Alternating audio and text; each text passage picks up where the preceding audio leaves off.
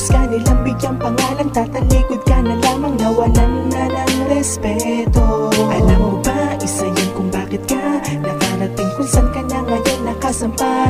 Tila binitawan mo na lamang ng basta, pagkatapos mong gatasan iiwanan din pala ang iyong mga taga-support at tagahanga na nadismaya sa bigla mong ipinakita. Mga binitawan mong pinitanggol si kuya ay isa ka rin pala sa wawalang iya.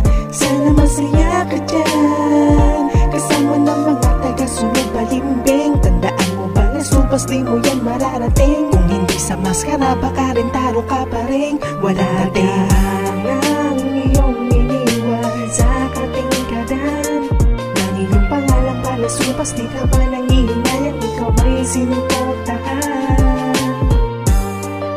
Mula nung simula hanggang sa dumating ka dyan, ikaw pala yung tinutukoy mo sa awit na walang respeto. Baka nakakalimot ka na kung bakit ka nandiyan sa iyong pinakatayuan. Libadong galo lang naman ginamit mo na paraan upang tiyan ay magkalaman. Isa kang peking taglunan, sampal sa'yo lahat ng yan. Diba nung una, lakas mong bumanat sa mga kalabang harang na di katagalan ikaw pa ay nagpasalamat. Dugalo lang ang sa kalam, di napasama sa mga awiting kung saan ipinagtanggol si kuya.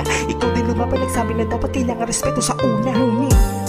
Wala kang utang na loob, masyadong nagmadali sa kasikatan ng lugod. Lumaki na din ang sobra ulo mo, ano sunod? Yung ulo mo na yung tatarak din sa iyong likod.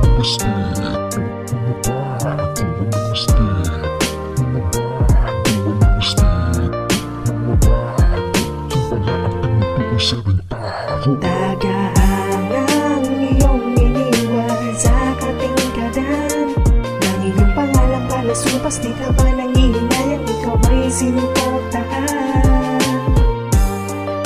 Mula nung simula hanggang sa dumating ka dyan, ikaw pala yung tinutukoy mo sa awit na walang respeto. Malayo pa ang narating na mga peke mong ningning na kayang-kayang abutin kapag ang pera panapin sa iyong mga kamay na kay bilis mong daklutin. Kanilang mga pinain ay kagat-kagat mo rin. Di mo ba rin ba yun batid na sinusubukan ka lang din kung gaano ka ba talaga katibay sa iyong paniniwala? Di kami maniniwala sa nakawangis mong panukala. Taga-tuklaw na nakatadhana dun sa likod ay taga-tuka. Di ka man lamang nag-imbot, baka maraming mawala. Katotohanang nakataglay na tunay kang walang iya. Kaya bayaong binalak pagbabago ng iyong tahak, para mo na rin sinabi na handa ka ring mantara ng mga nakipaglaban sa ugaling puro bura. Kaya eto ang paglagak para sa iyong katawan. Masakit man tanggapin, kailangan ka naming tabunan. Anlawan, maling galawan upang di halin tularan. Tagahangang iyong iniwan sa katingin ka dan,